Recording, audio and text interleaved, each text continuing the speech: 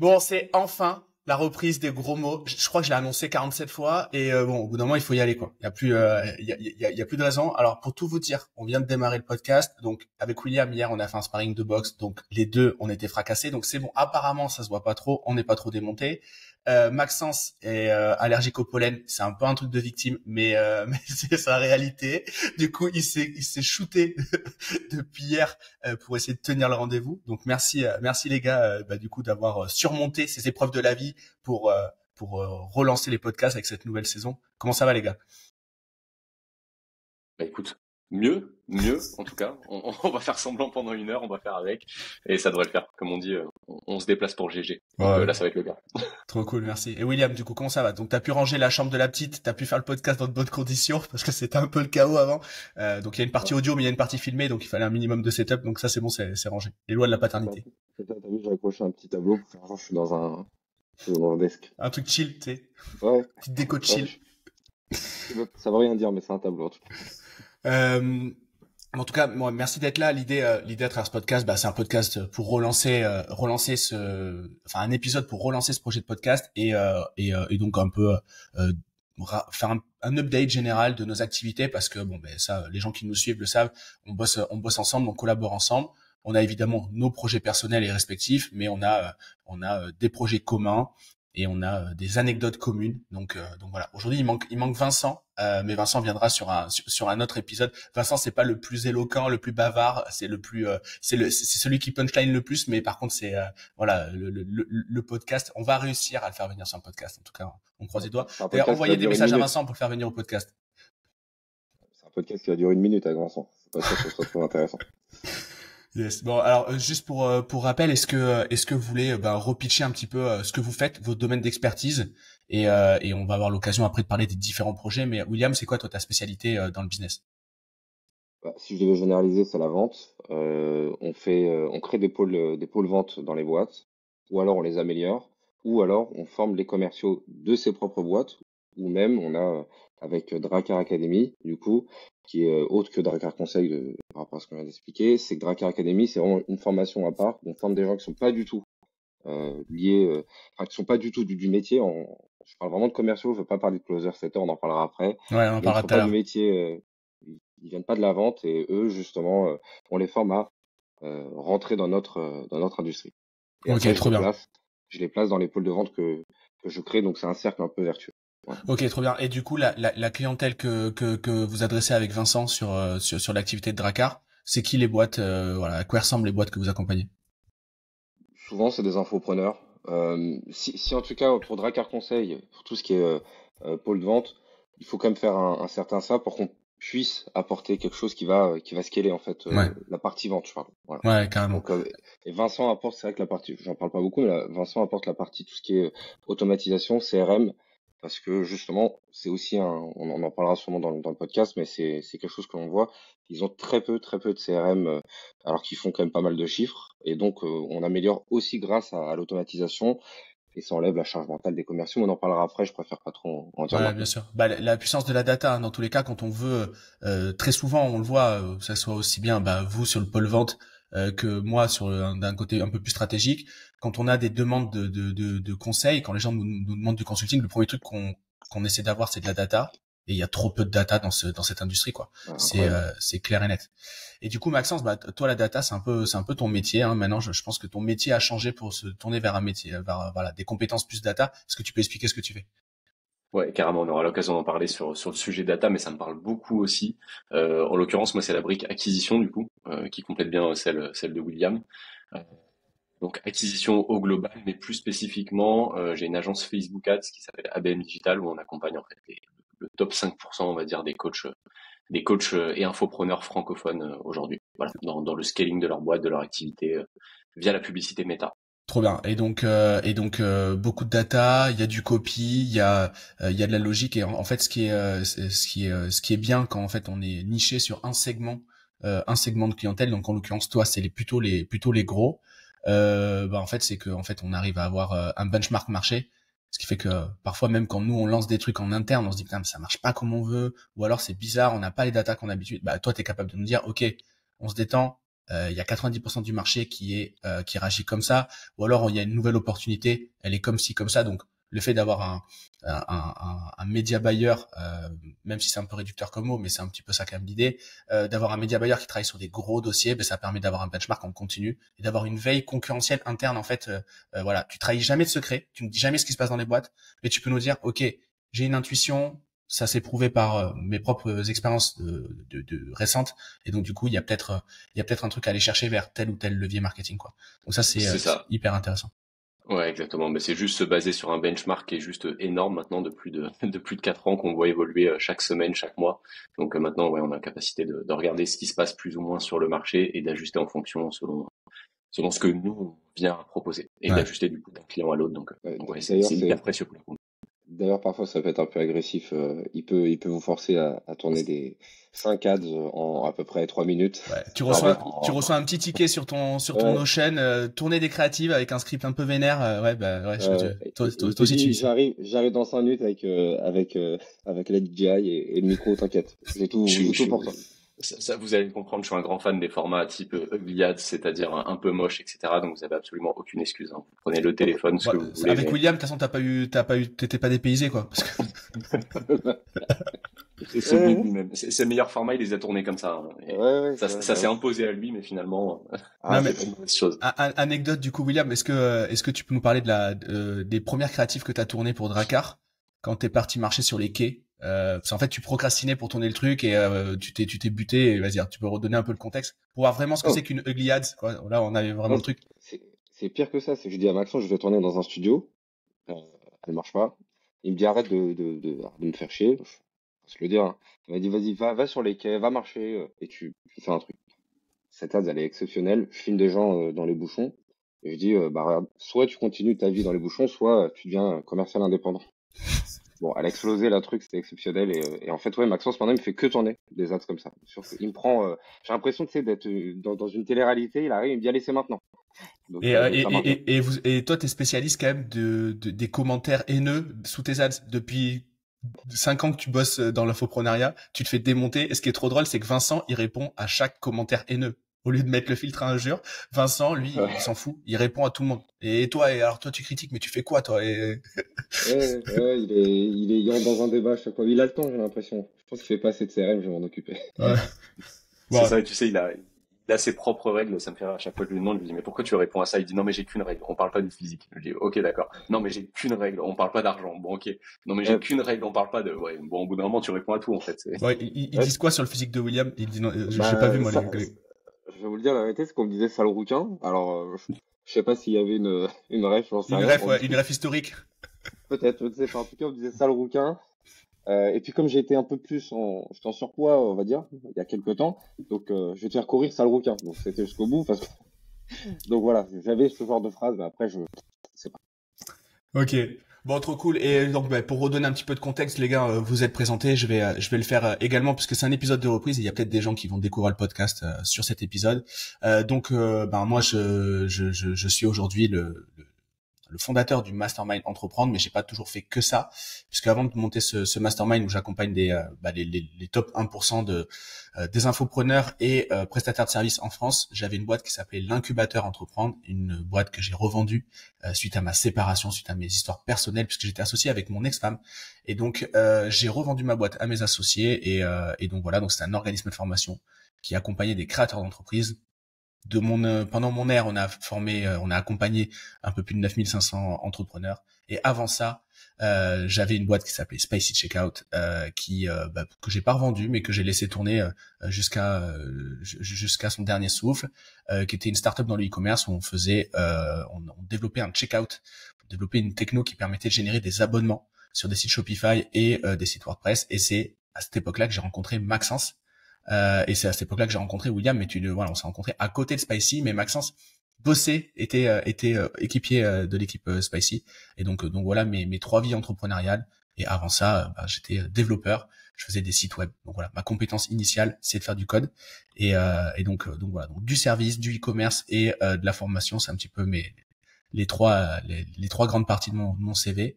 Et ce fameux podcast, et on va parler du podcast, c'est ce qui m'a permis en fait d'étoffer mon réseau, et d'ailleurs d'avoir un minimum de un personal branding ultra écologique, parce que j'invitais des gens sur mon podcast à l'époque où c'était encore le début des podcasts, et j'invitais des start-upers, j'invitais des entrepreneurs, j'invitais aussi des penseurs ou même des gens qui parlaient de plein de sujets.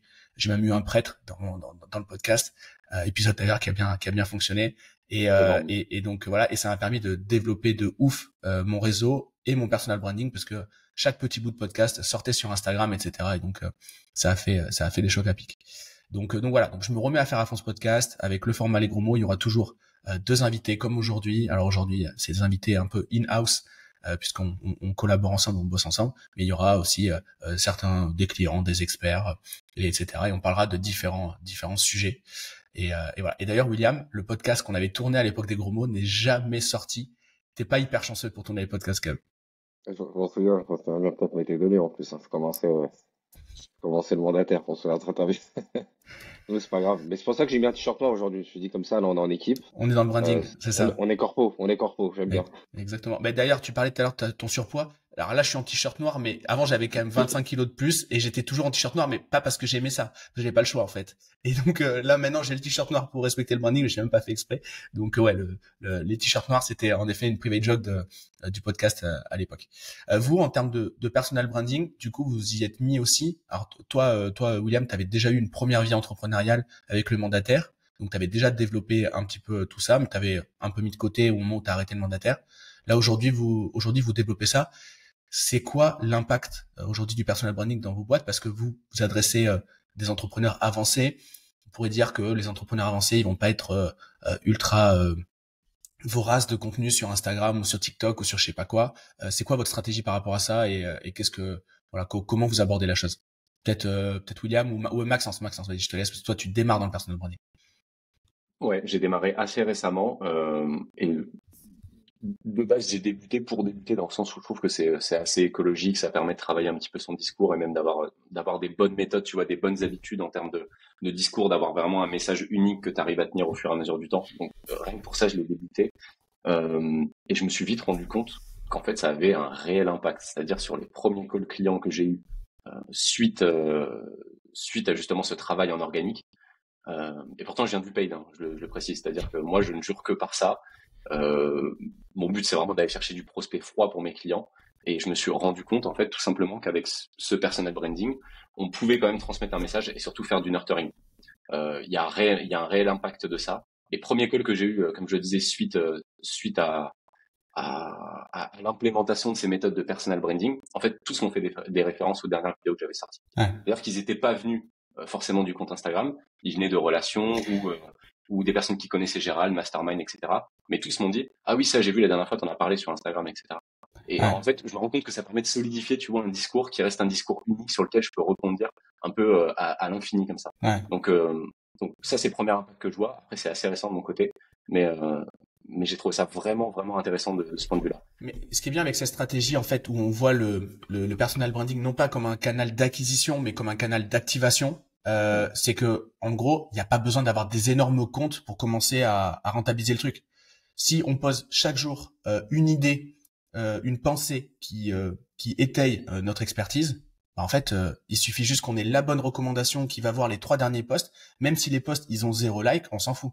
Parce qu'en fait, c'est un viewer, une conversion. Et dans nos métiers, les conversions, moi quand je fais une conversion, c'est 25 000 à l'année que je prends. C'est 25 000 de chiffres. Donc il suffit juste que mon post à 3 likes, il ait été vu par une personne qui vient de recommandation, ça me convertit le truc, quoi. Donc ouais, clairement. Il y a autre Exactement. chose, juste je vous dis, c'est que moi j'ai trouvé aussi, par rapport à ce qu'on a fait Maxence ensemble là, parce que moi je repars quelque part de zéro également, mais en fait ça permet aussi de glisser des messages aux gens avec qui on va travailler.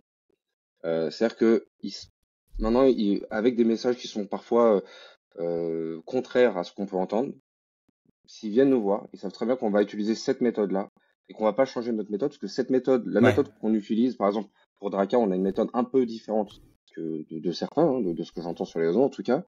Bah, ils savent que nous, s'ils travaillent avec nous, ça sera cette méthode-là et pas une autre. Et du coup, ça permet aussi en plus de forcément d'avoir quelqu'un qui vient et qui dit, OK, je veux travailler avec toi, j'ai vu ce que tu as fait, donc quelque part qui arrive assez facilement. Il vient facilement et il est conquis On n'a pas besoin de survendre et il va pas trop.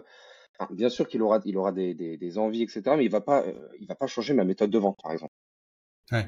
Ouais, en fait, ça spécifie ton mécanisme, en fait. C'est écrit, j'en parle toute la journée, donc en fait, crois pas que je l'invente pour toi. Et en fait, ça solidifie l'expertise, quoi. C'est vraiment ça.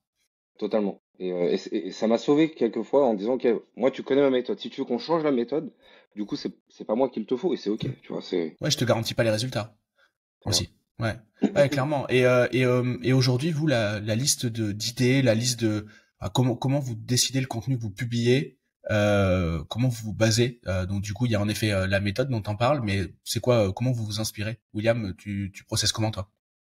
Dès que j'ai une difficulté dans une boîte ou dès que je vois une problématique pour les chefs d'entreprise ou même quelque chose qui arrive assez souvent de l'autre côté, c'est-à-dire pour les commerciaux, bah, je le note et je me dis, OK, faut que j'en parle dans dans le prochain podcast ou dans le prochain Reels que je vais faire, en fait, tout Ouais. simplement. Toi, Maxence? Ouais, ben, moi je fais la méthode un petit peu inverse de ce que je disais juste avant, c'est-à-dire que je me suis rendu compte que ça me mâchait le boulot lors des appels de découverte.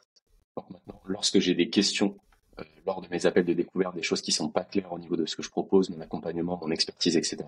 Je me dis, bah, potentiellement, c'est un bon reel, ça, dans les prochaines semaines à poster, Hmm. pour marteler un petit peu ce message et être plus clair sur mon positionnement. Ouais. Donc maintenant, ouais, je la joue comme ça de mon côté. Ouais, c'est top parce que très souvent on sait pas, on réfléchit à des trucs d'ingénieur bac plus 30 sur la ligne Ouais. éditoriale et tout. Bon, ça je pense que c'est vraiment un truc pour c'est une arnaque de communicants de vouloir nous faire des trucs comme ça, c'est juste pour nous vendre des honoraires très chers. Moi pareil je vais chercher à l'intérieur, c'est-à-dire que tous les vendredis, j'ai un cerveau co, j'ai un coaching de groupe si je résume. Et ce qui est bien c'est que en fait, c'est une grosse foire aux questions. Donc mes clients viennent avec des questions. Ces questions-là, elles sont enregistrées parce qu'il y a un replay et je demande à l'IA d'aller extraire chaque question. Et vu que j'amène moi une réponse, mais également les autres membres amènent une réponse, mais en fait je capitalise sur toutes ces réponses-là. C'est clair. Donc ça me fait la question, les différents éléments de réponse, et bah, ça je le reposte. Et avec une intuition, c'est que les questions que se posent mes clients doivent très certainement intéresser mes futurs clients, quoi. Et donc c'est une sorte de lookalike en fait. Et donc ça, je me prends plus du tout la tête. Alors évidemment, à certains moments, je théorise sur des trucs.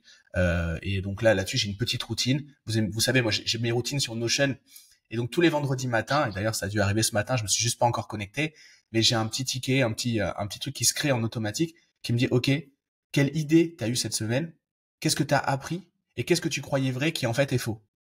Et ça me pose à chaque fois ces trois questions-là. Très souvent, je réponds pas aux trois. Hein. J'ai un ou deux trucs à remplir. Mais ça me nourrit aussi quand je veux faire autre chose que des domaines sur l'expertise, des trucs un peu plus autour du manifeste de voilà comment je vois l'évolution du business en ligne dans les prochaines années. Et pareil, je cherche pas midi à 14 heures. Et puis quand on a un trou dans le planning, Nolwenn qui publie mes réels sur Insta, elle va prendre un témoignage et elle poste. Et c'est juste absolument génial. C'est-à-dire que le témoignage bouge des trous en fait de planning quand on est un peu à poil, quand on n'a pas assez de contenu quoi. Et ça c'est ultra game changer. Et moi j'ai tendance à croire que de faire ce contenu là c'est plus puissant que d'avoir une recommandation WhatsApp, parce que recommandation WhatsApp, je donne ton numéro William à Bernadette qui a besoin d'un head of sales ou qui a besoin de structurer son équipe. Ok, elle va oublier de te contacter. Bon ça c'est bon, tant pis. Par contre si je lui envoie ton Insta, elle s'abonne, elle oublie de te contacter aussi, mais par contre le lendemain elle voit un réel, et ensuite le lendemain elle revoit un réel, et le surlendemain elle revoit un réel. Bah du coup en fait il y a aussi une notion de push quoi. Et donc moi je pense que c'est vraiment hyper important, même dès le départ quoi. Pour vous il y a une maturité nécessaire pour commencer à poster, William? Non. Ouais. Non. Enfin, moi, j'ai eu cette croyance longtemps, hein, mais non, en fait, il faut commencer tout de suite parce que comme c'est que du long terme.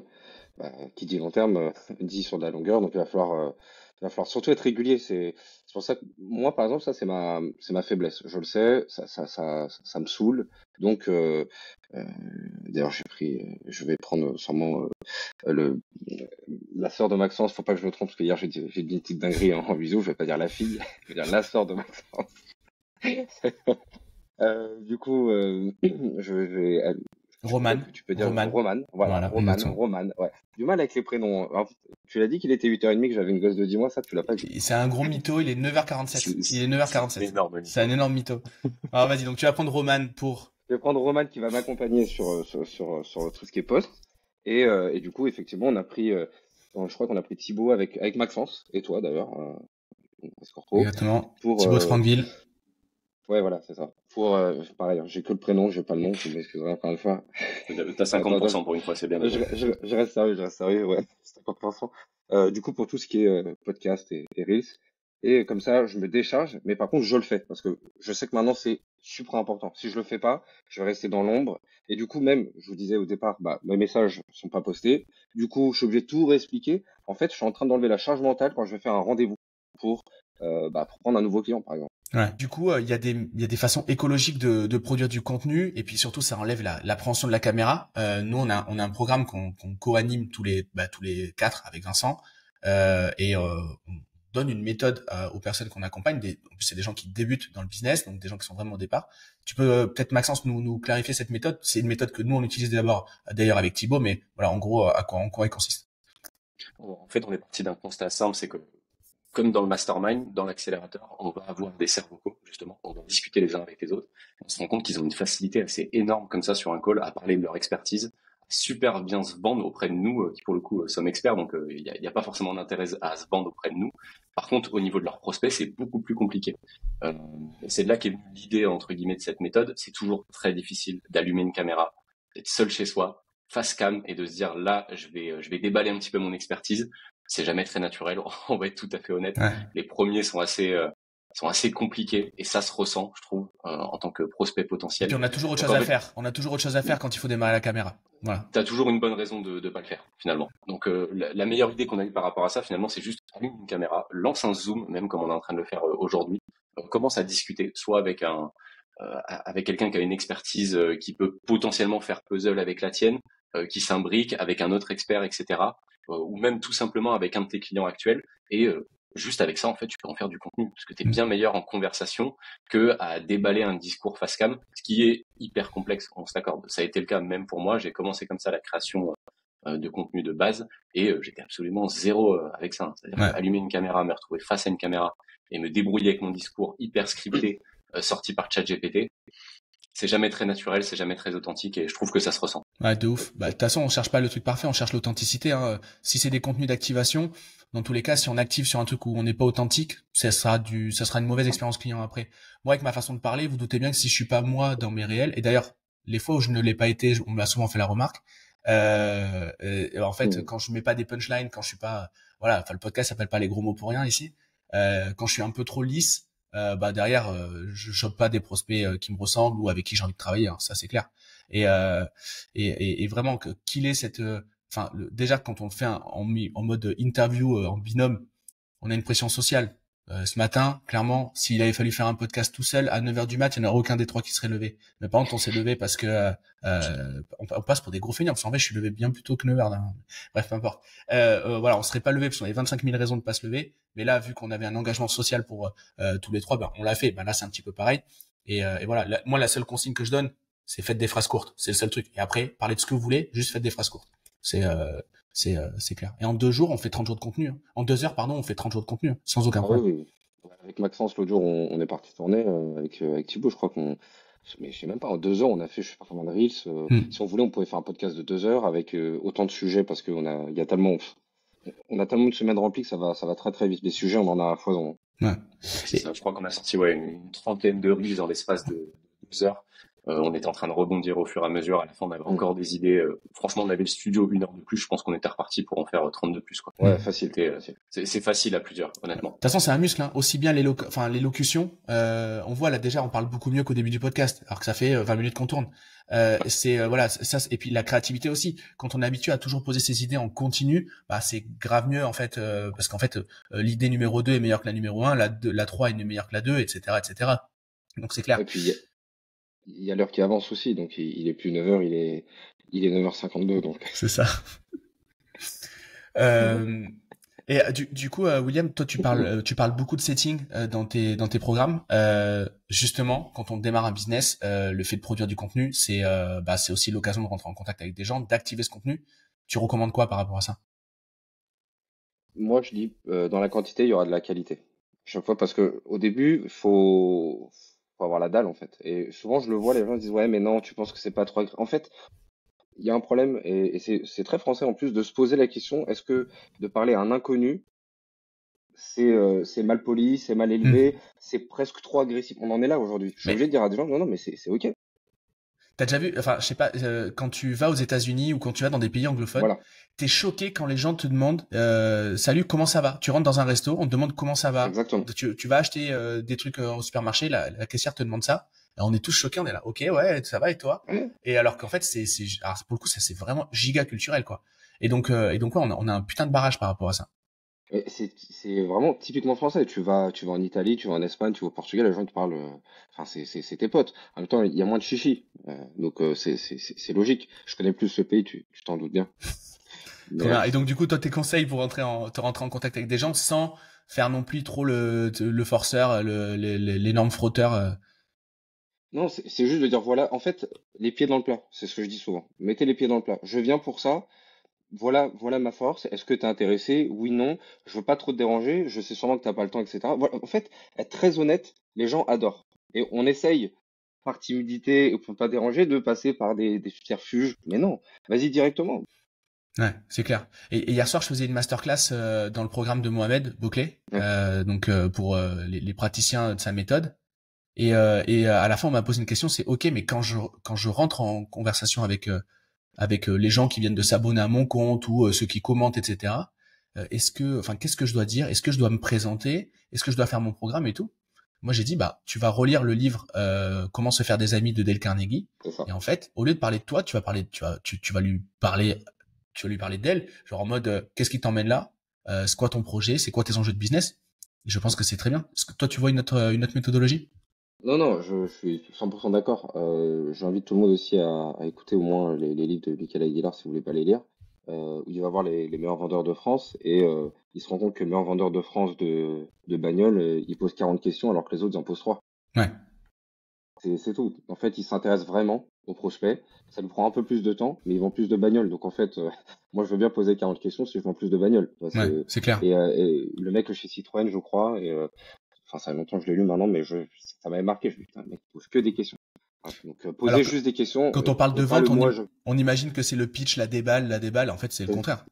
En fait, le moi-je ou le on fait est très mauvais quand on arrive pour essayer de prendre un nouveau client. Et souvent on dit, ouais, moi vous savez que je fais ça, etc. Mais c'est éclaté au sol, faut jamais faire ça. Donc, et Hmm. je le vois assez souvent et on pense que ça c'est de la vente. Ouais, ouais, clairement.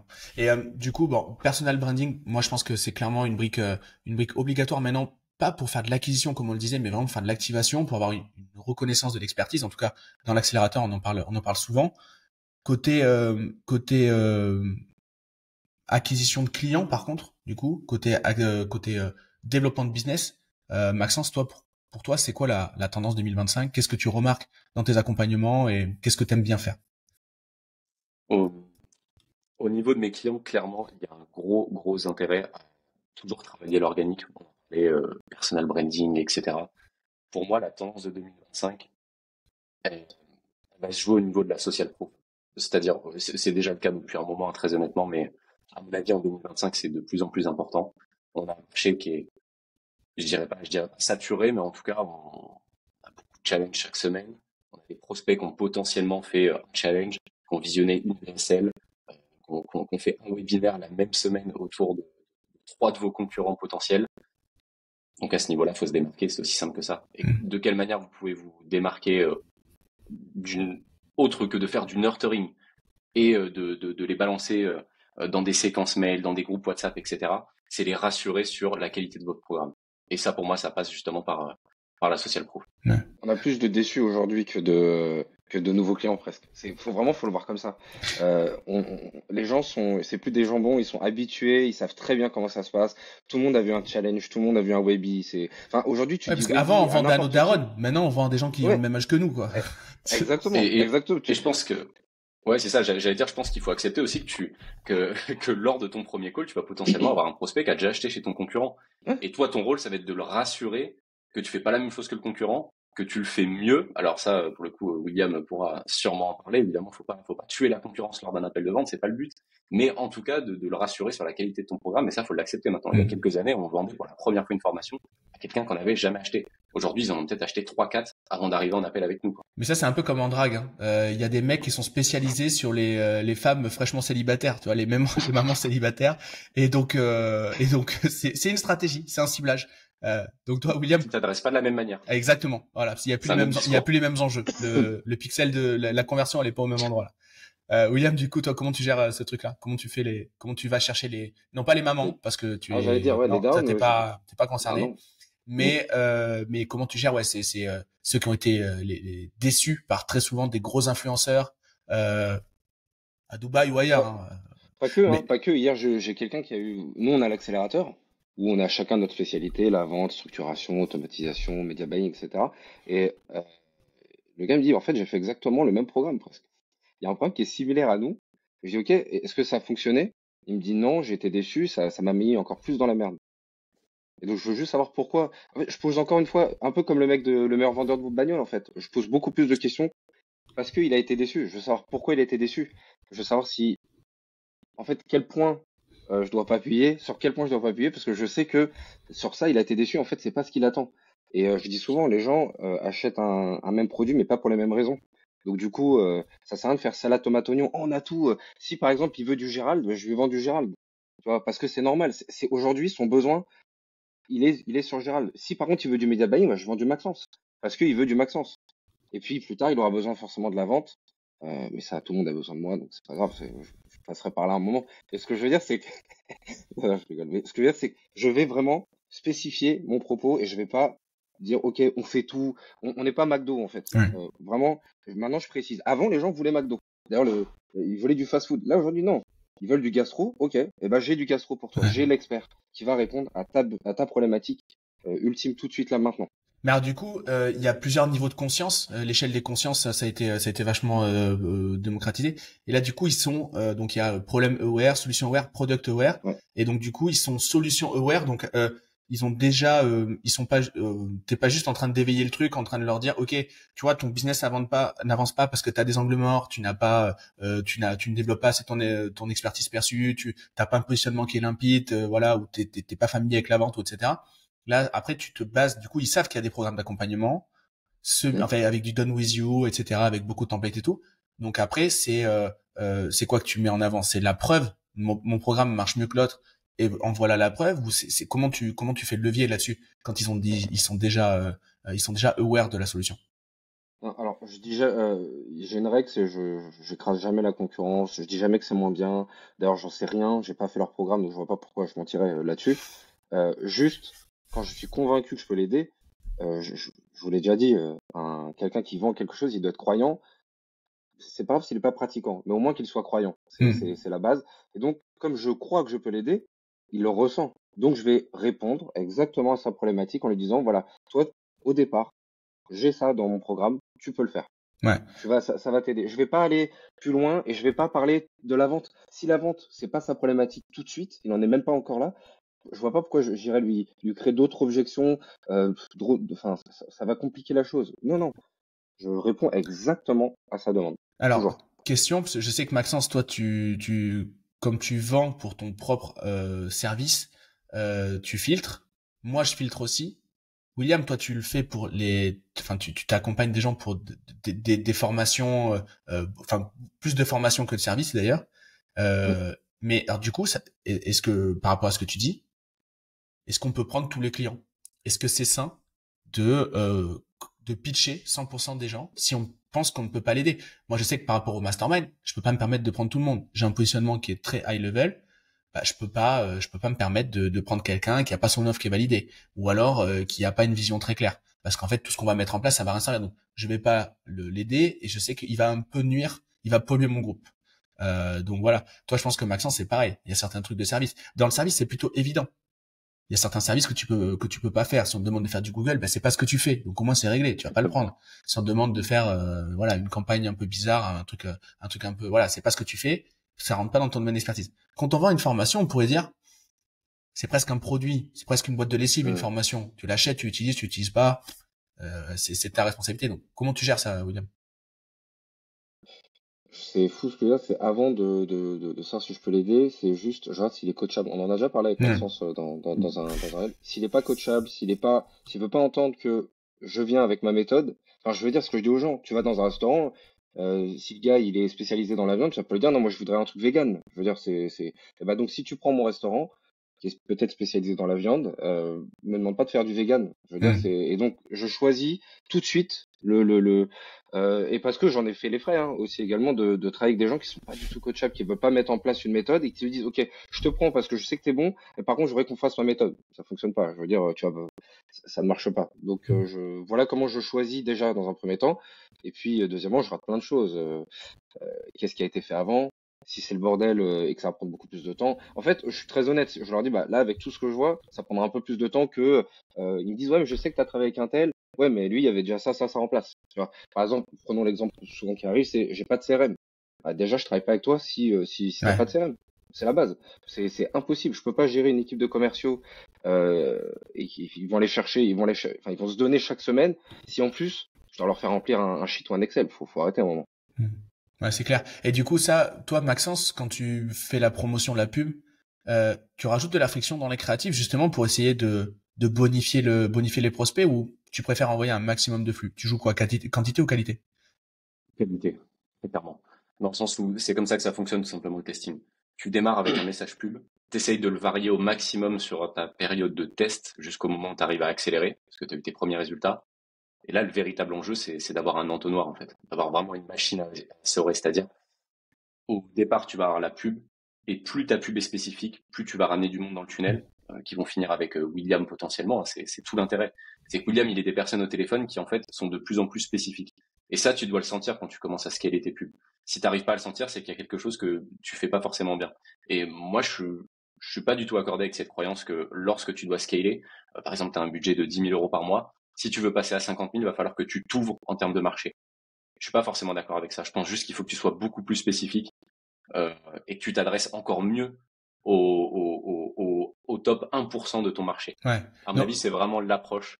Ouais. et du coup, C'est t'augmentes ton coût au lead, mais au final, tu augmentes enfin, Ça tu transfo. maintiens ton niveau de closing, ta transformation, ton taux de transformation, donc ça revient au même, c'est le même coût client, quoi. tu le maintiens, voire t'améliores ton taux de closing. Parce que forcément, si tu as un tunnel avec beaucoup de friction, qu'à terme, tu as multiplié par 3 tes coûts par call, c'est pas grave. On est Ouais. OK de le faire si les closers vendent 3 fois plus, voire 4 fois plus Ouais.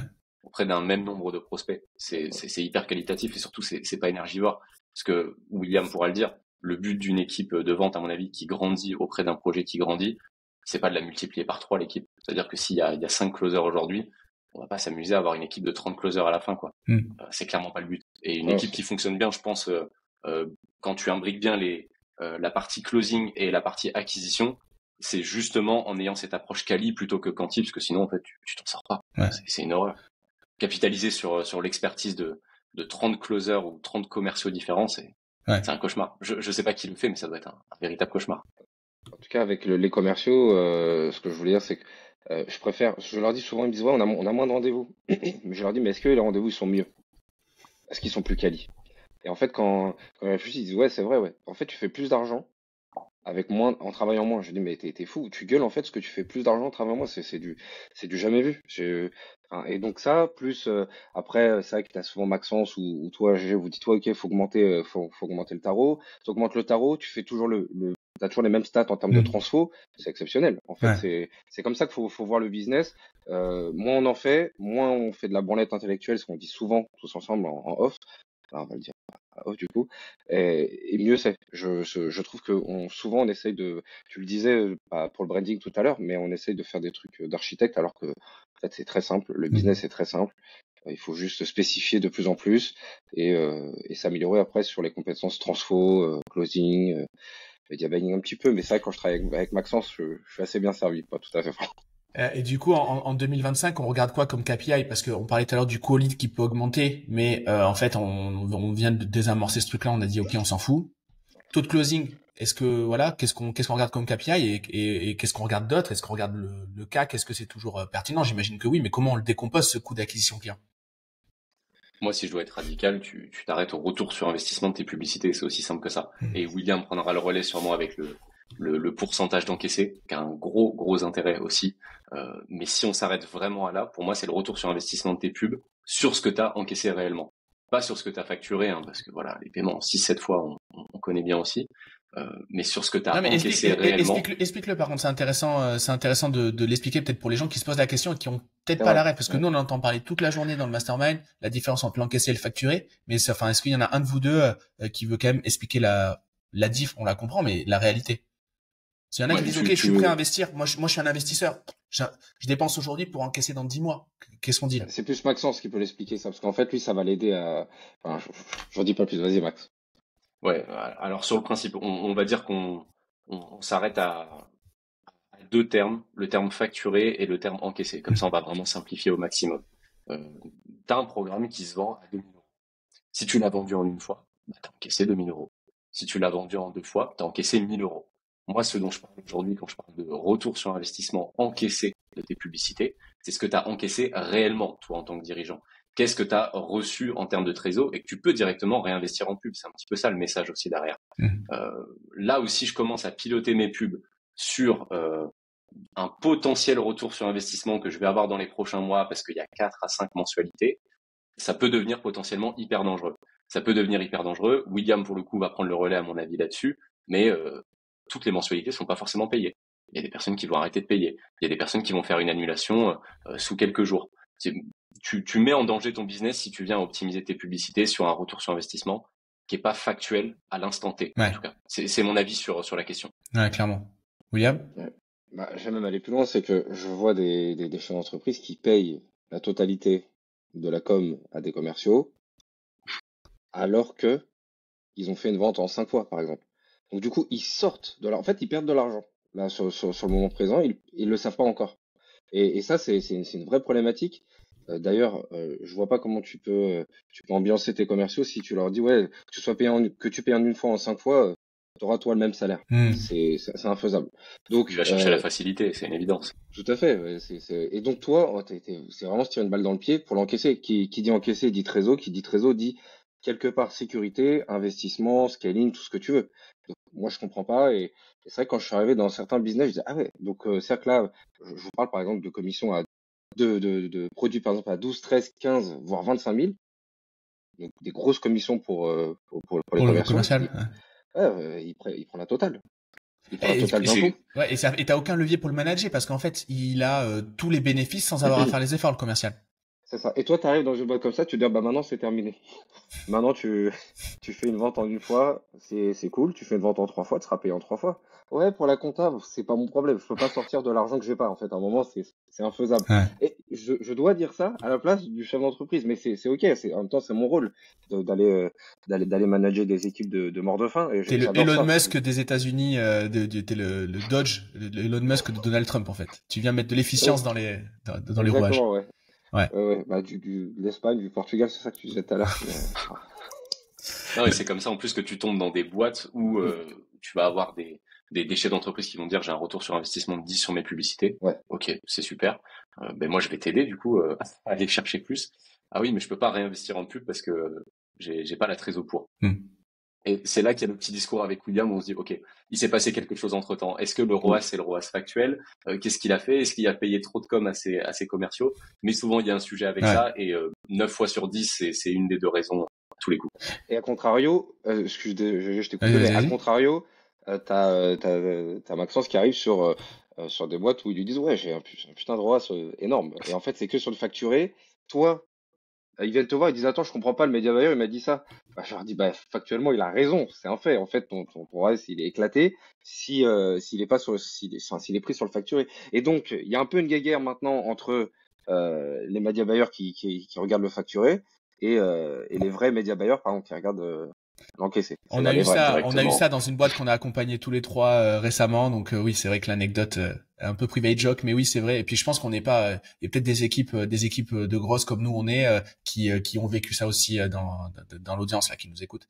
Et moi j'aime bien pondérer le truc. C'est-à-dire si je vends un truc à 1000 balles, si je le vends une fois, c'est 1000 balles. Si je le vends en 3 fois, je vais peut-être considérer dans mon prévisionnel de trésorerie que je vais peut-être pas mettre 1000, mais je vais peut-être mettre 850. Si je le vends en 6 fois, je vais dire, OK, c'est plus une vente à 1000. En fait, réellement, je vais considérer que c'est une vente à 500. Parce que je vais faire comme ferait un banquier. Quand je vais emprunter de l'argent à la banque, ils vont me dire, OK, monsieur, vous percevez des loyers parce que vous avez un investissement locatif. Ce que je vais faire, c'est que déjà, parce que je suis un banquier, je vais pondérer ces loyers. Je vais prendre que 75% des revenus locatifs. Et en fait, moi, je fais comme le banquier qui regarde mes investissements locatifs, parce que ça m'a bien fait chier quand il a fait. Donc, du coup, je l'applique aussi chez mes clients. Et puis, en plus, c'est pour leur bien, pour le coup. Je pondère ça parce qu'il y a un risque. Et donc, je ne constate pas 100% du chiffre d'affaires prévisionnel, mais je le pondère. Et je le pondère pas de manière linéaire. C'est-à-dire que le 3 mois, bon, je le pondère un petit peu, parce qu'à 3 mois, on n'a pas trop de défauts. À 6 mois, il y a beaucoup de défauts. À 10 mois, on est quasiment pas sûr d'être payé. Donc, c'est pour ça vraiment que je fais 850 ou 500 pour 1000. Voilà. Selon ces deux échelons, à 3 mois et à 6 mois. Et c'est sain pour l'entrepreneur de faire comme ça. Et au pire, si ça se passe mieux que dans les projections, c'est que du bon, en fait. On n'a jamais eu un entrepreneur qui nous appelle en disant, ouais, les gars, qu'est-ce que vous avez foutu? J'ai plus de trésor que prévu, tu vois. Ça arrive pas. Donc voilà. Pensez à le faire. Pensez à pondérer. Et puis, voilà, c'est un peu, quand on fait un prévisionnel, on arrondit à la baisse sur ce qu'on va encaisser et on arrondit à la hausse sur ce qu'on va décaisser. Ça nous permet d'être pessimiste et donc du coup d'être prudent. Voilà, parce que des emmerdes, il y en a déjà assez comme ça. Donc si en plus on se raconte la messe, qu'on se raconte n'importe quoi, on n'y arrive pas. Clairement. C'est un peu comme ceux qui anticipent leurs impôts, tu sais, avec des tableaux Excel. J'ai des amis pour ça. J'y pense fort là, qui anticipent avec des pourcentages au-dessus volontairement dans des tranches au-dessus. Comme ça, à chaque fois qu'ils déclarent leurs impôts, chaque année, ils ont une bonne surprise. Ils disent, oh, je suis vraiment bien cette année quand même. Vincent spécialiste de ça. Vincent. Voilà, typiquement. Parce que, ouais, mais Vincent, il est armé jusqu'aux dents, il a 25 000 boîtes de conserve, il a un abri souterrain dans son jardin, voilà, donc c'est normal que Vincent, il soit pessimiste. Ouais, après, il a été, bon voilà, il a eu certaines anecdotes et certaines expériences, donc je pense que maintenant il est prêt. Bon, trop bien. Bon, en tout cas, on a bien parlé de nos tendances, donc développement du personal branding pour être trusté, et puis un peu comme un carnet de pensée, on publie un petit peu tous les jours des sujets sur notre expertise, donc développement du personal branding, être très vigilant sur les chiffres, piloter son acquisition au retour sur investissement, piloter son équipe de commerciale sur l'encaissé et non pas sur le facturé. Ça c'est ce qu'on observe, et toutes ces informations qu'on a, elles sont basées sur des conversions qu'on a dans le mastermind. Est-ce que, je sais pas, William, par exemple, tu peux nous pitcher un peu ce que c'est que le mastermind, parce que c'est un mot qu'on a dit peut-être 400 fois depuis le début de l'épisode, mais peut-être que les gens ne savent pas ce que c'est que le mastermind, parce que c'est assez spécifique. Je sais pas pourquoi, mais à chaque fois tu dis que je le fais pas bien, mais je veux bien essayer. Vas-y. Mais en gros, est-ce que je pourrais dire que c'est la réunion des meilleurs infopreneurs français, en tout cas, parce que pour l'instant c'est avec des Français, ou suisses, en tout cas francophones. Voilà, ça sera plus simple. Avec une multitude de business différents, formations, services, et en gros, si je devais dire une phrase, c'est si tu veux une réponse pour ton business et que tu l'as pas tout seul, viens dans le mastermind, tu l'auras, c'est obligatoire. Et ça sera pas forcément sur une presse ou quoi, ça sera juste au café. Quand le gars va dire, bah tu sais quoi, moi j'ai testé ça, tu devrais le faire. Et game changer direct. Qu'est-ce que ça, Maxence par exemple, qu'est-ce que toi, sur ta boîte, qu'est-ce que ça t'a apporté le mastermind? C'était quoi les bénéfices pour toi? Pour être tout à fait honnête, c'était la vision. De rencontrer des personnes comme ça qui étaient beaucoup plus avancées que moi à l'époque. Moi, ça m'a vraiment beaucoup aidé, ne serait-ce qu'en termes de mindset. Je me rappelle qu'au départ, j'avais cette croyance de me dire, si je veux monter une agence, il va falloir que j'ai des équipes énormes autour de moi pour aller chercher un certain niveau de revenus, etc. En entrant dans le mastermind, j'ai rencontré des mecs qui étaient seuls dans leur business, ou avec 2-3 personnes autour à la limite, et qui arrivaient à aller chercher des niveaux de scaling assez fous. Donc moi, déjà, ça m'a cassé une croyance de ce point de vue-là, de me dire, j'ai la capacité, potentiellement seul, évidemment avec 2-3 prestats qui m'aident autour, mais d'aller chercher un haut niveau de croissance. Ça a été la première chose. Et la deuxième, qui est plus qu'évidente, c'est le réseau. Pour le coup, je pense que c'est l'or moderne de nos business aujourd'hui, le réseau. Et de mon côté, ça a fait vraiment toute la différence. Ouais. Tu vois, moi, avant d'avoir vous le savez, avant de développer mon propre mastermind, j'étais client, et je suis toujours du mastermind de Romain chez Squared. Romain Collignon, et moi ça m'a aidé à faire la transition de Spicy à l'incubateur, parce que Spicy c'était un truc qui générait de l'argent, c'était cool et tout, mais c'est pas un truc qui m'animait de dingue, et j'étais vraiment en recherche de comprendre ce que j'ai envie de faire, donc clarifier la vision, comprendre mon why. Et c'est vrai que chez Romain c'est génial pour ça. C'est vraiment ça m'a beaucoup aidé. Il a des exercices qui sont pertinents, et puis c'est un bon coach, donc moi ça m'a beaucoup aidé, et j'en parle souvent parce que vraiment ça a changé ma vie. Donc de me repositionner, de trouver en fait ce que j'avais envie de faire dans la vie, tout simplement. C'est arrivé à 28 ans. J'ai bien fait de faire cet investissement, parce que c'était cool, et ça m'a permis de lancer l'incubateur, de développer à fond mes partenariats, parce que mes premiers affiliés ça a été des gens du mastermind. Ça m'a permis donc d'évoluer personnellement, et ça m'a permis aussi, sur certains sujets j'étais le meilleur, comme sur d'autres j'étais le plus mauvais, comme je viens de le dire. En termes de vision j'étais cata. Par contre sur certains sujets de marketing, certains sujets de management, moi j'étais le meilleur de la pièce. Et ben en fait en discutant aussi avec des gens, en donnant aux gens, ça te permet de vraiment bien structurer ta pensée. Et quand je vais expliquer, alors il y a le podcast pour faire ça, mais tout le monde ne fait pas des podcasts. Mais quand je vais expliquer à quelqu'un qui a une problématique, je dis n'importe quoi, une problématique, on en parlait tout à l'heure de trésorerie, que j'ai pigé certains trucs un peu plus tôt que lui, et donc du coup, rien que le fait de lui verbaliser, en fait, j'améliore mon pitch. Je challenge aussi ce que je pense. C'est un truc que j'ai répété 10 fois, à la 11e fois, ça me dit, en fait, j'ai peut-être évolué dans ma pensée, etc. Et ça, c'est absolument génial. Et il y a une théorie, c'est le plus moins égal. Et c'est ça la force du mastermind. C'est que dans un mastermind, t'es avec des gens sur certains sujets qui sont plus avancés que toi, qui ont déjà fait le chemin. T'es avec des gens qui sont au même niveau, c'est-à-dire entre pairs, donc qui sont égaux, et t'as des gens qui sont moins avancés. Et en fait, ce plus-moins égal, il te permet donc soit de vulgariser ce que tu penses, soit de comprendre le contexte dans lequel tu es. Par exemple, en ce moment, c'est un petit peu la merde en termes de développement. Le business en ligne, il est un petit peu en crise, pas pour toutes les industries, pas pour toutes les niches, mais on va dire que 80% des niches du business en ligne sont en difficulté. En fait, ça c'est bien de te rendre compte que grâce au mastermind, tu te rends compte que ouais, c'est pas la merde que pour toi. C'est la merde aussi pour tes concurrents, pour tes confrères, pour tes potes. Et donc du coup, ça te rassure. Tu sais que le problème n'est pas micro, il est macro. Mais ça, tu peux le faire que si tu as des personnes qui sont au même niveau. Et donc voilà. Et Trouver une nouvelle solution aussi, ouais, exactement. Parce du que du coup. coup, tu co-construis le truc. S'il y en a un qui trouve la solution, si le mastermind est bien organisé, il y a des masterminds, tous les masterminds ne sont pas dans la collaboration. Oui, oui, oui. Mais si le mastermind est bien organisé, il y en a un qui va dire, OK, j'ai trouvé une solution, et il la partage. Et d'ailleurs, le rôle du dirigeant du mastermind, c'est de mettre en lumière et de remercier, en mettant en avant la personne qui va apporter une clé à une problématique commune. C'est toujours ça le sujet. Et donc, Personne cache d'ailleurs les infos. Ah, est-ce que je t'ai coupé, non, non, Jérôme? vas-y, vas-y. Mais personne cache les infos. C'est ce que j'aime dans ce mastermind. Moi, je trouve que les gens donnent 100% de leur business, et c'est exceptionnel. Ça m'a permis aussi de changer pas mal de choses, de casser des croyances. D'ailleurs, nous, on s'est rencontrés dans un autre mastermind aussi, j'ai vu. Exactement. Et ça, si j'avais pas pris ce mastermind j'étais déjà associé avec Vincent. Vincent me dit non, mais c'est une fortune. Je dis mais franchement, je le sens, ça va nous aider, etc. Si je fais pas ce mastermind, aujourd'hui, je suis plus dans le business, je pense. Ouais. Vraiment, je suis très réaliste là-dessus. Donc, j'ai fait ce mastermind, je rencontre Gérald. Gérald habite à Bordeaux. Oh, comme par hasard, je vais habiter à Bordeaux. Gérald m'aide sur tellement de trucs. Tu m'as aidé sur le CPF à l'époque, quand on faisait un peu de CPF sur le mandataire. Enfin, c'est incroyable. Et ça m'a ouvert plein de réseaux. Gérald me présente plein de personnes. En plus, je veux dire, Gérald était très fort déjà sur la structuration. D'ailleurs, c'était dans le mastermind, t'es le mec qui à la fin, j'interviens à la fin, je casse la gueule, je casse la gueule à votre branlette intellectuelle à tous, et Ouais, je j'intervenais toujours en simplifie. dernier dans les tours de table, mais ouais. Mais ce qui était fort, c'est que tu arrives à simplifier un petit peu de branlette ici, un petit peu de branlette là.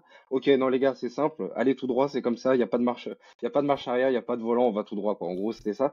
Et souvent, t'avais amené même des nouvelles idées business. On en parlera peut-être plus tard.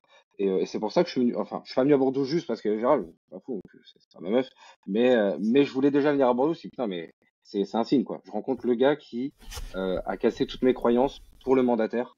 Et il y avait un truc, je finirai juste là-dessus sur l'anecdote. On rentre ensemble du coup, parce que là, j'ai déjà déménagé à Bordeaux entre-temps.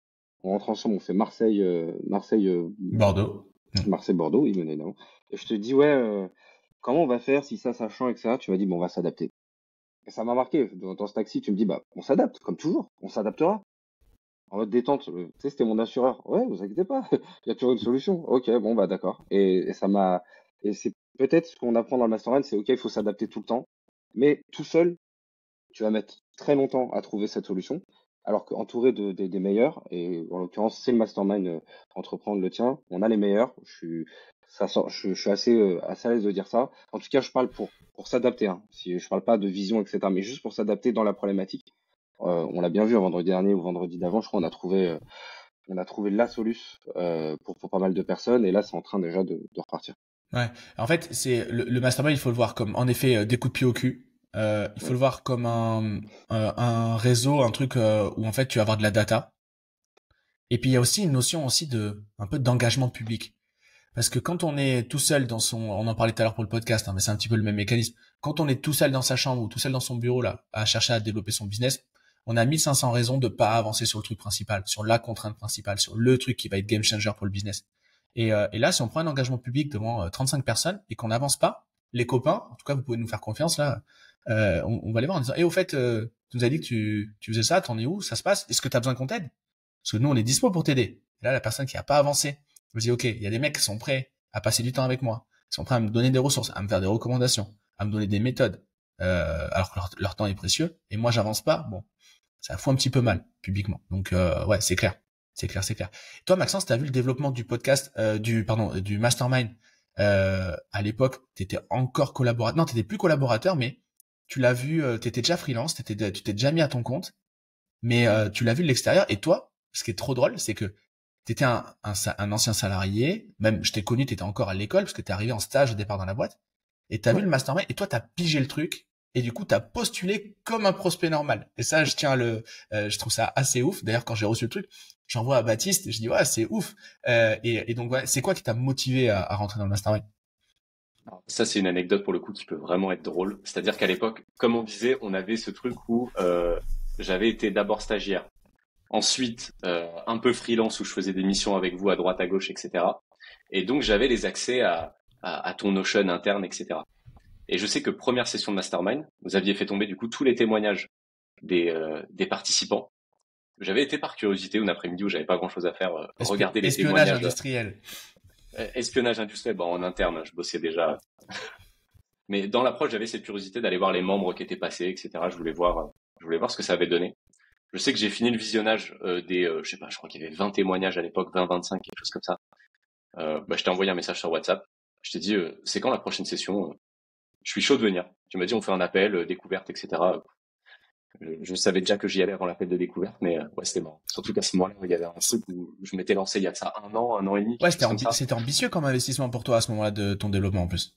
Ah, c'était hyper ambitieux à mon niveau, hein. Clairement, le niveau de revenu que j'avais à l'époque, c'était hyper ambitieux, mais je me suis dit, je sais pas, là, j'ai ressenti l'énergie là tout de suite, j'ai pas hésité. Je sais qu'il y a ma femme, même à l'époque, qui était à côté de moi, qui m'a dit, ça fait un an et demi, t'as déjà une croissance qui est quand même grosse par rapport à là où t'as démarré. T'as rien investi de ce que t'as gagné pour l'instant. T'as rien investi. Investi un petit peu dans ton job. En fait, c'est de la R&D pour le coup. Moi, je l'ai vu comme ça à Ce qu'elle t'a l'époque, hein. pas dit, c'est que je l'ai commissionné, hein. Elle a pris 15% la première année de ce que t'as payé. Et ça, c'est très fort. D'où l'importance d'avoir accompagné. Hein. Parce que si je dois raconter là cette phase du mastermind, pareil, Gérald il m'invite, je lui dis écoute, ça sert à rien, j'ai pas de business, t'emmerdes pas, je vais te fermer le mandataire, j'ai envie de me calmer, je suis un peu dégoûté. Il me dit mais viens quand même, viens si t'as pas de business. Je dois trouver un business en 2 secondes et en vrai ça s'est pas fait. Et au bout de 3 mois, je dis bon vas-y, je sais pas, écoute, je vais réfléchir si je continue, etc. Et il me dit attends viens, j'ai une idée. Et l'idée qu'il me donne, donc c'est-à-dire de faire Dracar Conseil, j'en parlais à Vincent juste avant, qui a toujours été mon associé depuis toujours. Il me dit, bah venons s'associer à trois, on fait Dracar Conseil. Et du coup, là, il m'a fait faire 10 000 pivots, il m'a boxé en fait. On a fait un sparring. Il m'a fait droite, gauche, tout droit, c'est bon, uppercut, c'est bon, c'est ce qu'on va faire, Dracar Conseil. Donc c'était pareil, hein. Moi, j'allais pas refaire de mastermind, donc aussi ça, on va dire que ça a relancé ma partie entrepreneuriale que j'allais peut-être arrêter parce que j'avais des bons postes bien payés en mode DIRCO, etc. Et en fait, heureusement qu'il est arrivé avec ses gros sabots. Et du coup, il y a vraiment ce côté co-construction avec le mastermind. Il y a plein de... Alors le but dans le mastermind n'est pas de pivoter, de réformer forcément ce que l'on fait et tout, mais c'est un peu une incidence. Une incidence, si on vient pour pas être challengé, bon, venez pas. Ouais. C'est si on vient juste parce que c'est l'endroit où il faut être. Alors oui, c'est un peu l'endroit où il faut être si t'es en France, que tu marches bien, que voilà, que tu scales, que tu as besoin de voilà, on sait que nos rencontres, elles sont très instagrammables. Donc du coup, il y a beaucoup de partages, etc. Oui, c'est cool, mais on a avant tout une boîte de conseils et du coup, il faut avoir envie de faire bouger les choses. Si t'as pas pour objectif de x2 minimum ton chiffre d'affaires, et d'ailleurs l'an dernier, il y a 50% des membres, même s'ils sont Ouais. avancés, on parle pas de débutants, mais t'as 50% des boîtes qui sont dans le mastermind qui ont doublé leur chiffre d'affaires, et c'est des boîtes qui font déjà plusieurs centaines de milliers d'euros par an. Donc c'est vraiment significatif. Si on vient et qu'on n'a pas envie de ça, clairement, les gars, amenez vos meufs en week-end, vous économisez un peu de sous tous les mois et vous allez kiffer. Si vous voulez vivre, par contre, au moment où vous voulez vraiment faire bouger les boîtes, à travers la co-construction, à travers tout un réseau d'experts dont vous faites partie, en fait, il y a vraiment tout à un endroit. C'est un peu le couteau suisse du scale, le mastermind. Ce mastermind-là, parce qu'il est basé sur la croissance, donc marketing, sales et du coup structuration. Mais il y a des masterminds où si on veut se développer personnellement, et j'en parlais tout à l'heure, Ouais. c'est beaucoup plus propice. Il y a des masterminds qui ressemblent plus à des retraites, dans le sens retraite où Ouais. je me retire. Il y a Jérémy l'autre jour qui va bientôt repasser sur le podcast, Jérémy Coleman. Il a fait lui un mastermind avec du coup avec Marie, sa femme et Sacha, son fils, du coup qui a 2 ans. Ils ont fait un mastermind autour de la parentalité. Bah ça c'est très bien. Et donc Grave. il faut vraiment comprendre la proposition de valeur d'un mastermind. Nous on parle de croissance. En ce moment on sait que le monde de l'infopreneuriat, le monde de la prestation de service, parce que du coup, l'infopreneuriat nourrit la prestation de service, bah, c'est un petit peu plus compliqué. Donc, il y a des vrais enjeux de structuration, de sales, de marketing. Bah, du coup, c'est le bon endroit, en tout cas, en ce moment, pour faire évoluer le business. Donc voilà. On parlait de co-construction et on a présenté un petit peu nos appétences pour le business respectivement. On a développé un programme, on en parlait tout à l'heure, de l'accélérateur. Du coup, c'est un peu une antichambre du mastermind. Maxence, par exemple, est-ce que tu veux pitcher un petit peu l'accélérateur? En quoi il se rapproche du mastermind et en quoi il se différencie? Il s'approche du mastermind en tout point, à part le côté présentiel, qui est pas forcément utile quand tu débutes en tout cas, t'as autre chose à faire que d'aller faire des rencontres. T'as souvent beaucoup de travail et beaucoup de tâches opérationnelles à réaliser quand tu débutes comme ça et que t'es tout seul. Et ouais, c'est exactement ça. C'est l'antichambre du mastermind. En fait, c'est ta rampe de lancement avant de potentiellement rejoindre le mastermind. C'est un petit peu comme ça qu'on l'a vu au départ. On s'est dit quelles étaient les fondations qui étaient nécessaires et qui sont communes à tous les membres qui sont aujourd'hui membres du mastermind. Quelles étaient ces fondations et comment on peut aider les futurs grands entrepreneurs de demain qu'on a justement aujourd'hui dans le mastermind avec un socle de connaissances qui est du coup il y a la vision, la stratégie et la structuration de l'offre, la vente avec William, la partie CRM et automatisation pour gagner du temps parce que comme on dit c'est très très opérationnel ce qu'on va faire quand on débute.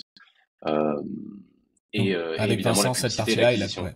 Donc avec Vincent, c'est ça. Ouais. Avec Vincent et évidemment la partie acquisition avec moi Ouais. et publicité du coup sur Meta. Trop bien. Et du coup, William, toi, donc du coup, les clients qui rejoignent l'accélérateur, comment tu pourrais les décrire quelle est la maturité de leur business, qu'est-ce qu'ils viennent chercher dans l'accélérateur? T'as un peu de tout. T'as des gens qui ont déjà leur idée déjà toute faite, mais qui savent pas par quoi commencer. Donc du coup, ils vont devoir passer à la moulinette fort parce qu'il faut structurer. Euh, et il y a aussi pas mal de peurs. Vous savez, on dit souvent on vend et après on crée. Et souvent, le débutant veut d'abord créer pour après vendre. Et du coup, c'est très bien expliqué. C'est que si tu fais ça, tu sais très bien que tu vas peut-être te tromper. Allez, au pire, tu as de la chance, tu es dans le mille, c'est exactement ce qu'il fallait, mais c'est très rare. Et donc, du coup, c'est une grosse prise de risque et une grosse, c'est du temps et le temps, c'est de l'argent. Donc, factuellement, j'ai ce type de prospect. J'ai aussi des prospects qui ont déjà lancé un business, euh, qui font, euh, qui font du CA, mais pas assez pour en vivre. Et souvent, ils sont soit salariés, soit, en tout cas, ils sont en mi-temps à côté pour payer les charges et ils essayent de développer ça. Mais encore une fois, ils sont dans le flou. Ils savent pas quoi faire. Est-ce que mon problème c'est la vente? Est-ce que mon problème c'est la structuration? Est-ce que mon problème c'est Ils se font l'automatisation? pas confiance, Euh, hein. C'est ça, en fait, le Pas du sujet. tout. Ouais. C'est ça. Et ouais, en fait, ils sont là. Tu les prends, tu les prends. Ils disent, ok, bah voilà mon business, aidez-moi presque. On Hmm. en est là. Et puis t'en as d'autres quand même qui font quand même un petit peu de ça. Ils veulent faire x2. On l'a déjà fait, voire faire x3, x4, parce que ça peut aller très vite avec juste. Tu vois, t'as un boulon en fait qui est desserré. Hmm. Attends, t'as juste à resserrer et bam, c'est reparti. Et du coup, on l'a vu avec certains que je vais pas citer là, mais qui ont en une semaine fait x2. Ouais. Ouais, et je pense surtout qu'on a le message unique en fait de l'accélérateur, c'est un anti-FOMO. C'est-à-dire que à longueur de journée, on voit des nouvelles stratégies, des publicités sur Instagram. Potentiellement, je suis derrière ces publicités, donc voilà, je veux pas critiquer, aller beaucoup plus loin. Comme on dit, on chie pas où Mais on mange. Donc voilà. voilà, On est dans les gros exactement. mots, donc on peut le dire. Voilà. Mais en tout cas, je m'arrêterai là. Je m'arrêterai là.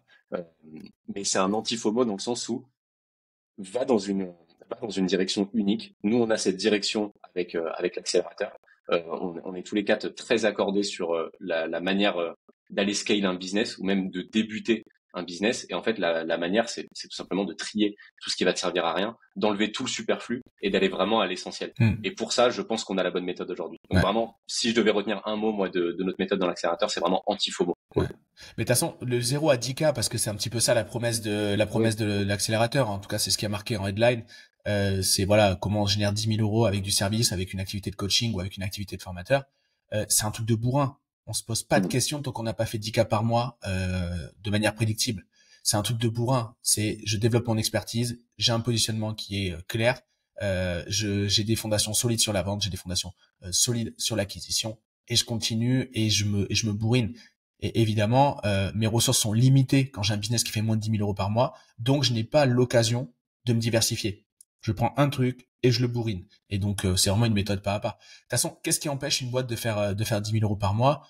J'ai 4 points que j'ai notés parce que c'est des trucs que je répète à longueur de journée. C'est quoi? C'est un positionnement qui est pas assez spécifique. On veut faire trop de choses et du coup, les gens ils comprennent pas. Et donc, du coup, on en a parlé tout à l'heure. Le fait de poser son expertise, notamment dans sa ligne éditoriale, ben, sa structure.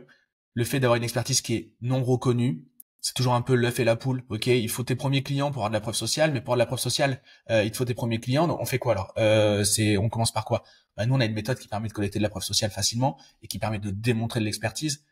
Aussi, le gros danger, c'est de diffuser à une audience qui est pas solvable ou qui est pas aware de son problème. Donc une audience qui est la bonne audience. Donc ça, ben, c'est un travail toujours pareil sur le positionnement, sur le problème, et puis évidemment sur le pitch. Parce que si moi tu me demandes Gérald, t'as 3000 balles, je veux dire là comme ça, sans contexte, non. Si tu me dis ok, t'as 3000 balles, on fait le tour du monde et on organise on va sauver des enfants sur tous les continents. Et en gros, c'est un voyage organisé. Bah oui, bah évidemment, les 3000 balles, je les ai, tu vois. C'est toujours pareil. Donc, en gros, vraiment, bah, la solvabilité, créer de la solvabilité enfin, voilà, trouver la solvabilité autour d'un Ouais. problème à résoudre. Et puis après, un truc que toi, William, que tu traites toi personnellement, c'est l'appréhension autour de la vente. Parce qu'il n'y a pas besoin d'être le loup de Wall Street pour pouvoir vendre des trucs en ligne, hein, du tout. Par contre, si au moment où je décroche le téléphone, je lâche 5 litres de sueur et je me liquéfie, bah, ça va pas le faire quoi. Donc voilà. Pour moi, c'est les 4 points vraiment importants et c'est les 4 points qui sabotent le développement d'un business de 0 à 10K. Bon, d'accord. Avoir l'intention Totalement. de. Ouais. T'as J'ai quelqu'un qui juste, sonne, Jojonin? ouais, Ouais. excusez-moi une seconde. Du coup, bah, je pense qu'on a fait le tour sur ce sujet de l'accélérateur. Clairement, aujourd'hui, c'est un ensemble de forces qu'on a regroupées pour amener un maximum de ressources aux entrepreneurs. Et j'ai envie de dire, peu importe l'accompagnement que prennent les gens, je pense que c'est ultra important d'être supervisé, que ce soit chez nous ou même chez les concurrents. C'est pas grave. Dans tous les cas, on va aborder cette notion de concurrence. Ça, c'est mon prochain sujet, celui que j'avais préparé. Mais en tout cas, se faire mentorer, bah, en fait, c'est pour moi essentiel. D'ailleurs, il y a des métiers où c'est obligatoire de se faire mentorer. Des métiers, par exemple les psys, ils sont obligés d'être supervisés, les coachs, etc. Parce que c'est des métiers où en fait tu peux vite péter les plombs et donc tu as besoin d'avoir de la prise de hauteur et donc voilà. Et quand on voit en fait que les grands sportifs ils continuent à se faire coacher, les grands entrepreneurs ils se font coacher, etc. Bah, c'est un petit peu un truc obligatoire en tout cas. Moi je sais que j'aurais pas été l'entrepreneur que je suis, évidemment toute proportion gardée. Hein, je suis pas un grand entrepreneur, mais je serais pas au niveau auquel je suis aujourd'hui, quel qu'il soit, si je m'étais pas fait accompagner. Et voilà. Donc il faut pas tomber aussi dans une maladie où on se fait accompagner pour tout, hein, parce qu'on peut avoir ça. Au bout d'un moment, il faut quand même prendre son courage à deux mains. Il faut se responsabiliser, il faut y aller. Mais le 0 à 10K, dans tous les cas, il n'y a pas le choix. Il faut appliquer une méthode. Et puis il faut des garde-fous parce que on a toujours 25 000 raisons de se défocus, de se démotiver. Et c'est un petit peu, tu sais, l'histoire de la machine à sous, quoi. Tu vois, c'est au moment où t'arrêtes de mettre des pièces, tu quittes le fauteuil, et là, t'as une petite vieille qui s'assoit à ta place, elle met 20 centimes et elle prend le jackpot, quoi. Bah là, t'es un petit peu dégoûté. Donc, c'est vraiment une histoire de résilience et donc voilà. Les gars, d'ailleurs, comment vous voyez la concurrence? Parce que dans le mastermind, vous avez des offres qui sont concurrentes au vote. Comment vous appréhendez ça? Ah, on a un invité. Désolé les On gars. a un invité. Non, tu peux laisser, c'est cool. L'ami des animaux. Euh, William, du coup, comment t'appréhendes la concurrence? Parce que parce que bah, il y a des gens, il y a Julien par exemple dans le mastermind qui Mhm. propose bah, des services d'accompagnement de team sales. Comment t'abordes ça? Bah, comme on n'a pas exactement la même vision sur tout, mais quand même, quelque part, on n'est pas si loin que ça par rapport à ce qu'on aime moins, on va dire, en termes de concurrence. On peut se le dire, il y a peut-être presque deux camps dans le business en ligne. Je te laisserai après intervenir là-dessus. Mais en fait, il y a du business pour tout le monde et tout le monde ne peut pas travailler avec tout le monde. Donc, heureusement qu'il est là presque. Ça aide les autres gens que je ne peux pas aider parce que ça le fera pas, parce que ma vision peut-être est trop brusque ou j'en sais rien. Tu vois, mais je pense en tout cas c'est une très bonne chose. Et en plus, moi, je regarde ce qu'il fait et pour le coup, Julien il travaille bien. Donc, je peux pas dire le contraire. Donc, c'est cool de voir quelqu'un qui travaille bien et je peux aussi apprendre de lui et j'apprends de lui d'ailleurs dans ce qu'il fait. Donc, non, non, c'est que bénéfique. Enfin, je vois pas du tout de négatif. Hmm. Alors que j'aurais pu, il y a quelque temps, peut-être me dire, ah ouais, tout. Mais non, en fait, c'est ultra positif qu'il soit là. Je suis très content. Je me remets en question. Donc, il en faut. Et en plus, on peut pas travailler avec tout le monde. On peut pas aider tout le monde. Donc, il faut des gens aussi qui répondent plus à des gens qu'on ne peut pas aider. Si je dois le dire comme ça, il y a des entrepreneurs, je peux pas les aider parce que ça va pas fitter avec ma façon de vendre. Alors que Julien, totalement. Ouais, c'est ça. C'est-à-dire, en termes de méthodologie, vous êtes assez proches, mais en termes de personnalité, il peut y avoir, et même en termes d'opinion sur le marché, donc tu parlais des deux camps, on va pas se mentir, c'est les Golden Boys de Dubaïot versus les bons gros Gaulois qui font du business un peu de manière traditionnelle, dont on fait partie, enfin d'une manière traditionnelle, d'une manière du moins où l'éthique n'est pas à la poubelle. On essaie de se rappeler ce que c'est que ce mot, et du coup, c'est un petit peu ça. Julien, il est très aligné avec nous sur ces trucs-là. Ouais, D'ailleurs, les gens du mastermind, de manière générale, sont alignés avec cette ouais. théorie-là. Sinon, il sera ailleurs. Mais du coup, ouais, sur l'expertise, pas trop de différence. Mais sur la tonalité du message, ben, un petit peu plus. Julien, il est peut-être un petit peu plus coach. Et toi, t'es un petit peu plus brutal. Et il en faut pour toutes les obédiences, quoi. C'est ça, c'est ça. Julien, il est plus, il est vraiment spécifique dans tout ce qui est la vente en ligne, etc. Moi, je viens du traditionnel, donc je faisais du porte-à-porte. Peut-être Julien aussi, mais du coup, il s'est peut-être plus spécialisé là-dedans et donc du coup, il va aller je sais pas. On n'est pas, moi, vous le savez, vous savez comment je suis. C'est ok, la vente, c'est ça, c'est clair, c'est net, on y va. Et après, faut arrêter Ouais, on de réfléchit après, ouais. tortiller. Hmm. On réfléchit après. D'abord, on teste, on se crache, on arrête de tortiller du cul pour chier droit. Et si il y a besoin d'améliorer, on améliore. Mais d'abord, je me croûte. Ouais. Je suis assez à l'aise avec ça, pour le coup. Et ça, on peut entendre que c'est un message, même si ben, nous, c'est la façon dont on fonctionne, c'est un message qui va pas correspondre à tous les entrepreneurs. Il y en a dans le mastermind, ils vont vouloir cette approche plus directe. D'autres, ils vont vouloir plus de questionnement, et c'est complètement ok. C'est Ouais, vraiment ça. Et quand je disais faites-vous accompagner, faites-vous mentorer, c'est exactement ça cette théorie. C'est qu'en gros, la manière dont nous on va coacher avec une méthode qui est très rigide, etc. En disant on teste rapidement, on vous donne des templates et on vous donne des templates, on vous donne des méthodes, on vous donne des prompts, etc.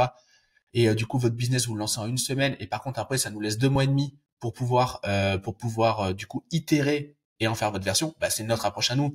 Il y a d'autres il y a d'autres incubateurs, il y a d'autres accélérateurs qui vont en fait avoir une approche un peu plus adaptable. Nous on pense que c'est pas la bonne solution, mais c'est notre théorie, donc il en faut un peu pour tous les goûts, quoi.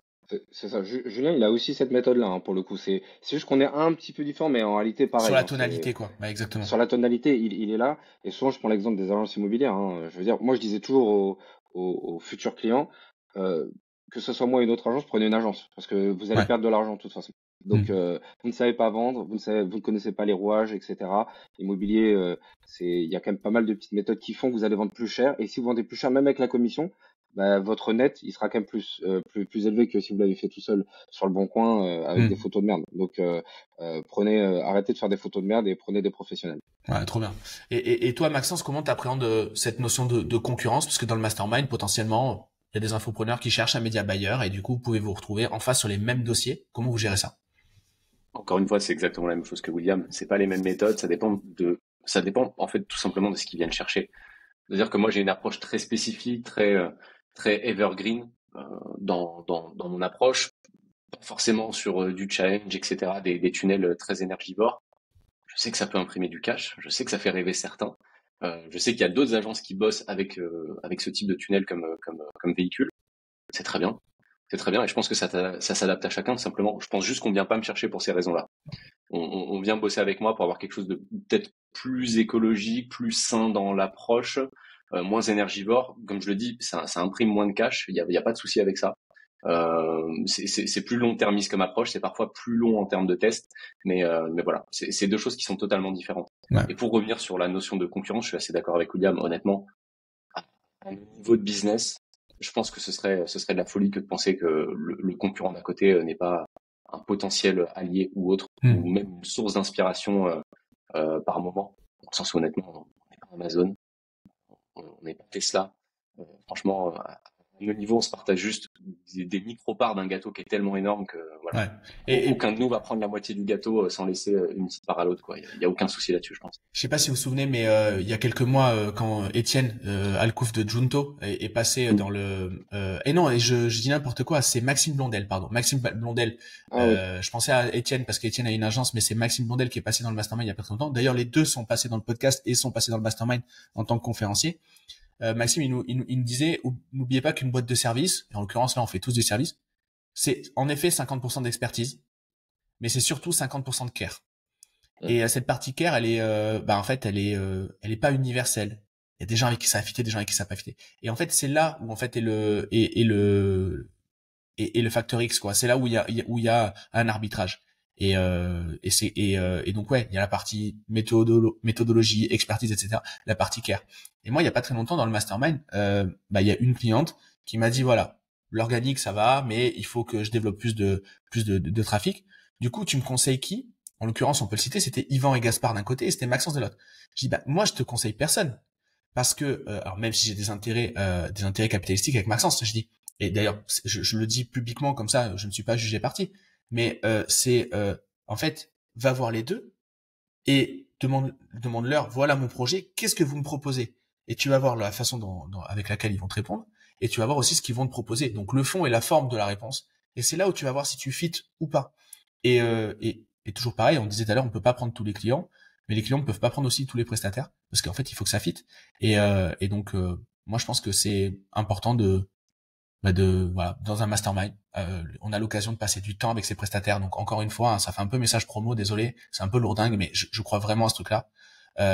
Passer du temps avec ses prestataires, comprendre ses enjeux de business, qui comprennent également nos enjeux business en dehors de son champ d'action dans nos boîtes, c'est jamais mauvais. Dans tous les cas, la vulnérabilité, et on en parle beaucoup entre nous, la vulnérabilité, ça ne fait jamais de mal dans le business. Dire, en ce moment, ça va pas. En ce moment, c'est un peu la merde. Ou en ce moment, au contraire, je suis trop chaud, je suis trop bien, je veux aller plus loin, je veux aller plus fort. En fait, ça, de pouvoir en parler librement avec des entrepreneurs. Nos prestataires restent des entrepreneurs. Et donc voilà, on est d'une certaine manière des pairs, quoi. De toute façon, ce serait pas éthique excuse-moi, je t'ai coupé, mais ce serait pas éthique de pas ramener une autre vision, parce que comme tu le disais genre juste avant, je précise juste, c'est que ce soit Julien ou moi, t'auras un résultat, t'auras forcément une augmentation sur tes ventes. C'est factuel là-dessus. Et donc après, c'est soit tu préfères Julien, soit tu préfères William en fait. Et avec qui ça fit le mieux, juste sur l'aspect émotionnel. En réalité, Ouais. c'est ça qui fait la diff. Donc en fait, presque à vous de choisir. Et quelque part, c'est comme avec ta femme ou tu veux dire, tu vas pas prendre une meuf comme ça au hasard, même si elle est super fraîche physiquement. Je te dis, bah ok, est-ce que ça fit, est-ce que c'est ma meilleure amie? Souvent on choisit comme ça en réalité. Je veux pas faire le mec de sortie, mais c'est la Je réalité. suis sûr qu'il y a ta C'est meuf ta femme. derrière, il y a Leslie qui est derrière, elle doit t'écouter, Ouais, elle il y est a en le train de... script. Ouais, elle est en train de me faire lire le script là. Ouais, Il y a le prompteur. et j'ai la meilleure femme du monde. Non, mais voilà. Donc on choisit aussi sur l'émotionnel et d'abord presque sur l'émotionnel et après le physique en réalité. C'est clair. Parce que en tant que prestat de service, en fait, on achète une partie de nous quand on vient acheter nos services. Ouais, mais toi, tu t'en donnes beaucoup pour tes clients. Ça, après, On va pas aller jusque là, parce que moi, elle est pas derrière l'écran, du coup, mais si elle l'était là, celle-ci serait mal passée.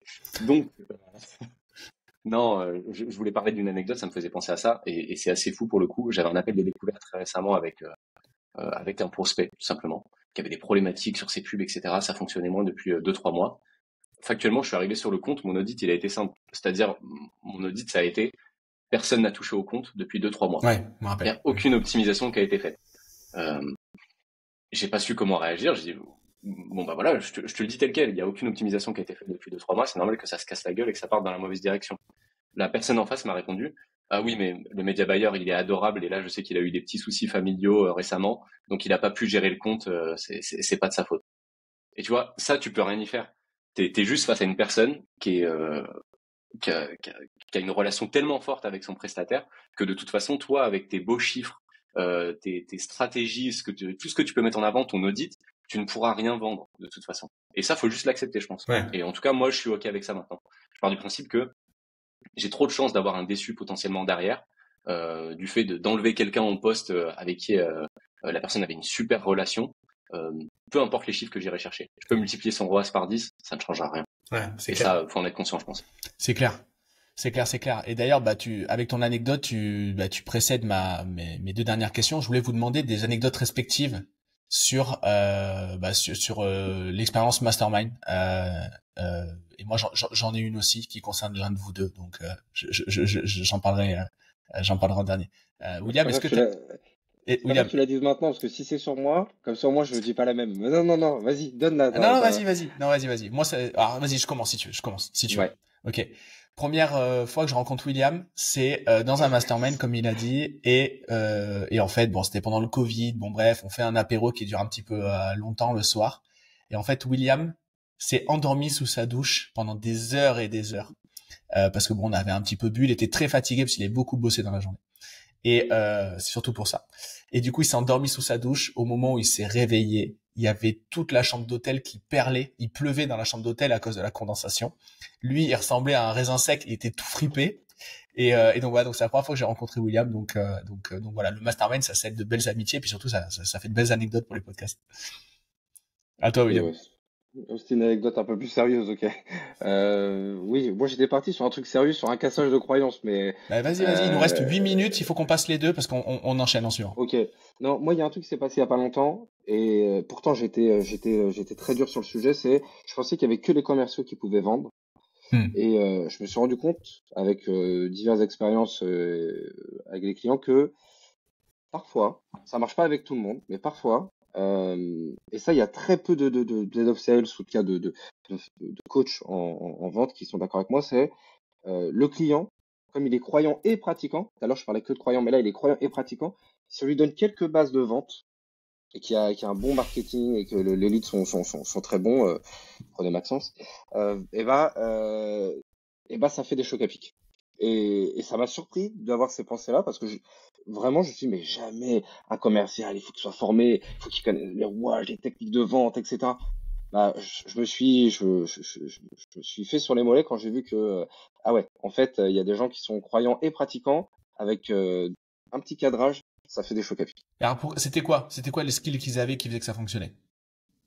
Bah, déjà, il croyait d'autant plus que presque, je veux même dire, il croyait plus au projet que certains chef Hmm. d'entreprise et un commercial qui vient, ok, bon, il va apprendre le produit, etc. Mais parfois, il va pas forcément y croire. C'est parce qu'il l'a pas testé réellement. Là, ils l'ont pratiqué, ils ont eu des résultats, donc du coup, ils sont pratiquants et croyants. C'est exceptionnel. Là, Hmm. si t'arrives, s'il a un peu d'appétence pour la vente, le prospect qui devient après vendeur, on va appeler ça comme ça, il peut faire très très mal. Et je l'ai vu dans une certaine boîte. Hein. Le gars, en 2-3 mois, il était presque aussi fort que le gars qui était là depuis très longtemps. Ouais. Ouais, c'est dingue. Et certainement aussi des compétences humaines et d'écoute non négligeables et une histoire où il connaissait le problème parce qu'il avait lui-même endossé, quoi.